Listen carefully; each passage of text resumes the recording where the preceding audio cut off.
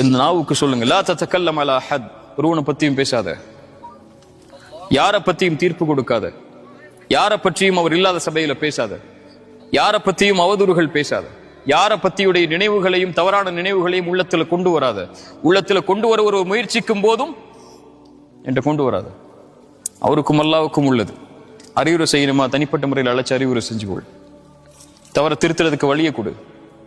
அவர் இடத்துல கண்ணியமா நடந்து கொள் என்று அவனுடைய மானத்தை திருப்பி விடுவாரோ அல்லாஹ் அவருடைய முகத்தை நரகத்திலிருந்து 70 ஆண்டுகள் திருப்புறான். அதை நம்மளுடைய நாவுக்கும் உள்ளத்துக்கும் சொல்லி கொடுக்கணும். அதான் சொல்றேன், இந்த யூடியூப்ல, இந்த இன்ஸ்டாகிராம்ல முஸ்லீம் கப்பிள்ஸோ அல்லது முஸ்லிம்ஸோ இந்த மாதிரி தவறுகள் செய்யும் போது அதை அணுகக்கூடிய முறையில பேணுதலை கடைபிடிங்க. உங்களை பொது சமூகம் பார்க்குது, உங்களை உற்று நோக்குது, உங்க வார்த்தைகளை உற்று நோக்குது. நீங்களே ஒரு சமூகம் அழிவுக்கு காரணமாயிடக்கூடாது உங்களுடைய குணத்தால.